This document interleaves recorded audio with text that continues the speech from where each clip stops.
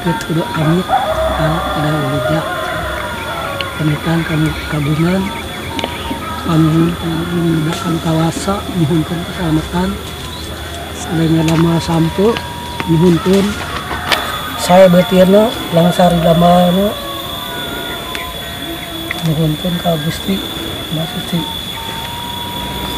mudah-mudahan sampo yang didamel teh sing ngabari di cabutna itu sing calager nungat aramana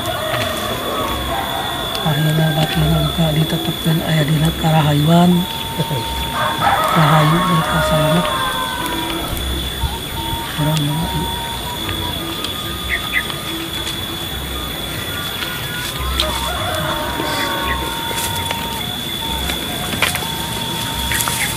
suka menyang suka nu dicabut sabarang nu suka sareng Gusti nu kagungan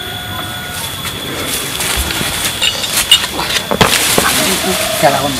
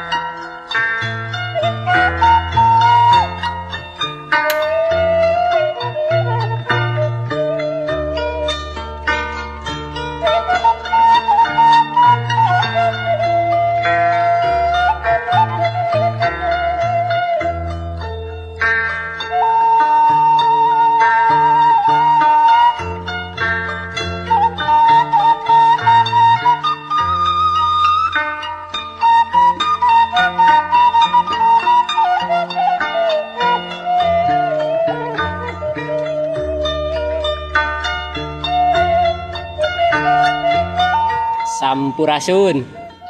Sejarah masyarakat adat Kampung Cirende mengkonsumsi nasi singkong berawal sejak 1918 ketika masa penjajahan Belanda.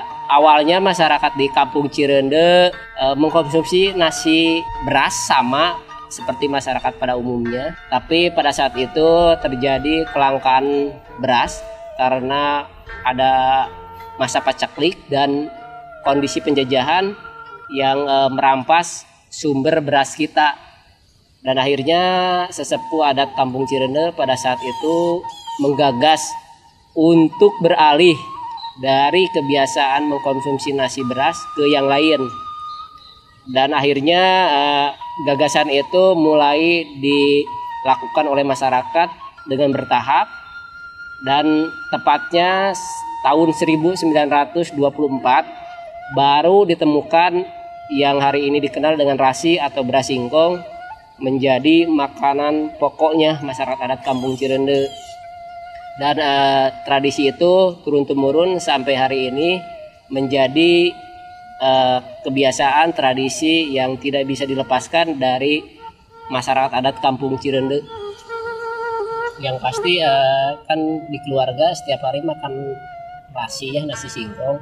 Jadi secara otomatis sebenarnya hanya bagi kami di masyarakat adat Kampung Cirende selalu mengingatkan ketika ke anak-anak, ketika di luar harus nanya, ketika ada yang mengasih nasi beras terutama harus nanya, ini nasi apa? Nasi beras. Kalau kita mah ke mereka, ke anak-anak disuruh untuk tidak dimakan karena bukan yang untuk dimakan oleh kita. Nasi sendiri biasa kita makan dengan lauk pauk seperti pada umumnya, pakai ikan, pakai daging juga, sayur, sambal, dan sebenarnya apapun yang jadi lauk pauknya bisa jadi teman yang nyambung lah istilahnya dengan nasi singkong. Kami di Kampung Adat Cirende bagaimana masyarakat bertani, mengolah tanah, mempersiapkan untuk menanam singkong. Pertama, masyarakat petani di Kampung Cirende mempersiapkan lahan. Lahan itu mulai dicangkul dulu untuk siap menanam, menyiapkan bibit singkong rata-rata panjangnya sekitar 20 cm. Dan setelah itu, setelah bibit siap, petani biasanya mereka melakukan doa ritual untuk memohon apa yang ditanam oleh petani itu sendiri bisa tumbuh dengan baik, bisa menghasilkan umbi yang baik, yang bagus. Dan selanjutnya proses pemeliharaan yang dilakukan oleh petani di Kampung Cirende kurang lebih sampai umur 1 tahun. Jadi 12 bulan baru bisa dipanen. Setelah siap dipanen, ketika mau panen, masyarakat di Cirende mempersiapkan untuk ritual kembali, ritual memanen. Ada sesaji biasanya yang disiapkan dari yang biasa dilakukan oleh petani di Cirende. Setelah siap sesajinya dilakukan ritual. Setelah itu masyarakat mulai memanen. Setelah dipanen dibawa ke kampung. Di kampung mulai diproses untuk dijadikan beras singkong. Pertama dikupas dulu, dicuci, diparut. Setelah diparut ada proses pemerasan. Setelah diperas ada proses penjemuran. Setelah kering selama kurang lebih 2-3 hari baru mulai bisa ditumbuk, atau hari ini bisa menggunakan mesin ya, digiling. Setelah itu nanti ada proses pemilahan karena di singkong banyak seratnya, jadi serat-seratnya dibuang sebagian. Setelah itu setelah bersih siap untuk dimasak. Cara memasak beras singkong tentu beda dengan memasak nasi pada umumnya karena teksturnya beda. Jadi beras singkong yang sudah ditumbuk, yang sudah siap dimasak, dimasukkan ke dalam sebuah wadah bentuk baskom. Setelah itu dikasih air dan dibibis, diaduk, dugi karata gitu. Saparantosna rata, sesudah rata airnya di adonan itu baru dipersiapkan asepan untuk disepan. Jadi nasi singkong ini harus disepan selama kurang lebih 20 menit. Setelah matang lalu diangkat, disiapkan wadah berupa nyiru. Setelah itu dituangkan ke dalam wadah itu. Setelah dituangkan ada alat namanya cukil untuk diaduk-aduk supaya uapnya cepat dingin. Jadi setelah dingin baru siap untuk dihidangkan dengan mungkin kalau di orang Sunda ada sambal, ada lalaban, ada ayam ya. Paling dengan lauk pauk apapun sebenarnya bisa menjadi temennya atau rencang sanguna gitu.